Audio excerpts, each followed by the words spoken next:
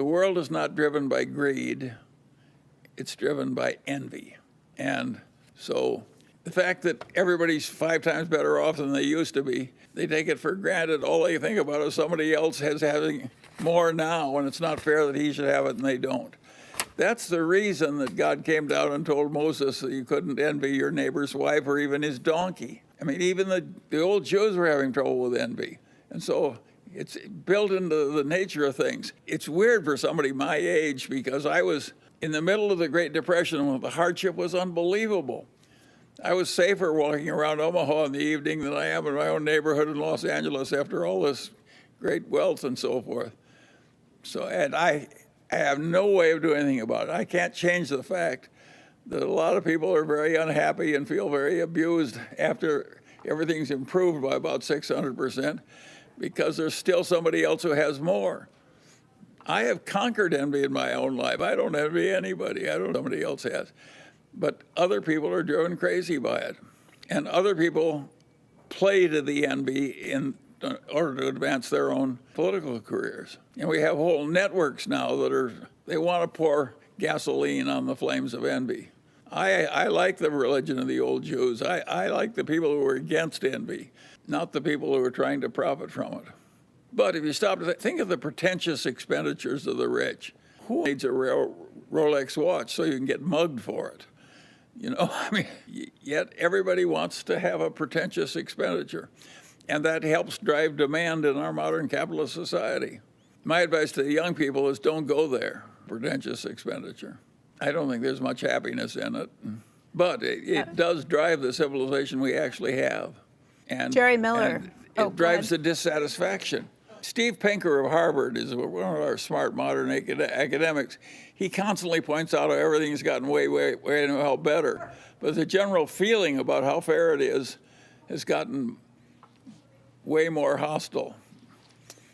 And as it gets better and better, people are less and less satisfied.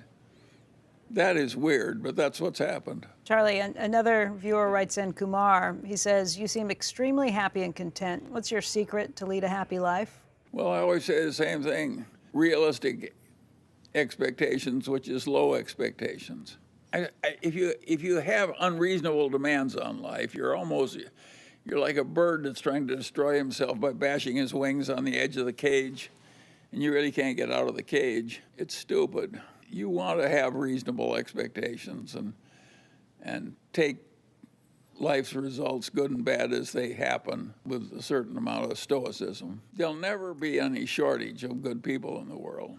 All you got to do is think them out and get as many of them as possible into your life. You've said several times that the best way to learn about business is to study the multi-decade financial results of great companies. You've even said business schools that don't adopt this method are doing their students a disservice. Would you mind elaborating on how a professor or individual should go about building a curriculum around this approach? What, for example, would you recommend as course materials? Well, here's what I meant. And by the way, the Harvard Business School, when it started out way early, they started out with a history of business. They'd take you through the building of the canals and the building of the railroads and so on and so on. And you saw the ebb and flow of industry and the creative destruction of the economic changes and so on and so on. And it was a background which helped everybody. And of course, what I'm saying is that if I were teaching business, I would start the way Harvard Business School did a long time ago. I think they stopped because if you taught that course, you'd be stealing the best cases from the individual professors of marketing and so on and so on and so on. And I just think it was academically inconvenient for them. But of course you should start out by studying the history of capitalism and how it worked and why before you start studying business. And they don't do that very well. I'm talking about the business schools. If you stop to think about it, business success long term is a lot like biology. And in biology, what happens is the individuals all die, and eventually so do all the species. And capitalism is almost as brutal as that. Think of what's died in my lifetime. Just think of the things that were once prosperous that are now in failure or gone. Whoever dreamed when I was young that Kodak and General Motors would go bankrupt? You know, it's incredible what's happened in terms of the destruction. And of course, that history is useful to know. Charles H. from New York, he actually quotes a speech that you gave, a commencement address you gave in 2007 at USC Law School. I'll paraphrase here. You wrote, or you said, so if a civilization can progress only when it invents the method of invention, you can only progress when you learn the method of learning. I was very lucky. I came to law school having learned the method of learning, and nothing has served me better in my long life than continuous learning. Charles H. would like to know, what's Charlie's method of learning? Well, I think I had the right temperament. And when people gave me a good idea, and I could see it was a good idea, I quickly mastered it and started using it and just used it for the rest of my life. And you'd say that everybody does that in their education, but I don't think everybody does. Take Jerry. You think the Daily Journal would have hundreds of millions of marketable securities now if Jerry didn't know how to learn something new? He didn't know one thing about the Daily Journal, and we made him head of it. But he knew how to learn what he didn't know. Of course, that's a useful thing. By the way, I think it's hard to teach. I think it's, to some extent, you either have it or you don't. Jerry Chang would like to know, why are some people incapable of learning new ideas and behaviors? Well, it's partly culture, but a lot of it's just born in. It's a quirk. Some people have a natural trend toward good judgment, and other people do just make their life is just a series of mistakes over and over again. Charlie, you are known as an advocate for learning from one's mistakes.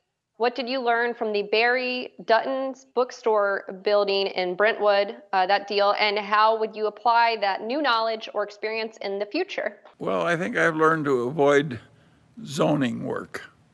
When I was young, I rezoned some properties very successfully. And I was like Rip Van Winkle. When I tried to come back to it, I found that the world had changed.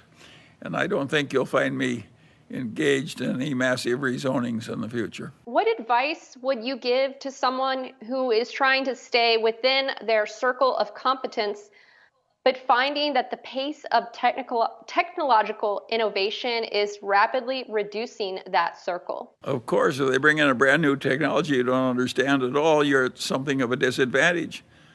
And my advice would be, if you have a fixable disadvantage, remove it. And if it's unfixable, learn to live without it. What else can you do? You fix what can be fixed, and what can't be fixed, you endure. You are one of the oldest and greatest thinkers of our time. Any tips for someone who wants to work on and improve their ability to hold two opposing views at the same time? Any tips on how to generate insight in these types of situations? Well, I do have a tip. At times in my life, I've put myself to a standard that I think has helped me. I think I'm not really equipped to comment on this subject until I can state the arguments against my conclusion better than the people on the other side. If you do that all the time, if you're looking for disconfirming evidence and putting yourself on a grill to make that's a good way to help remove ignorance.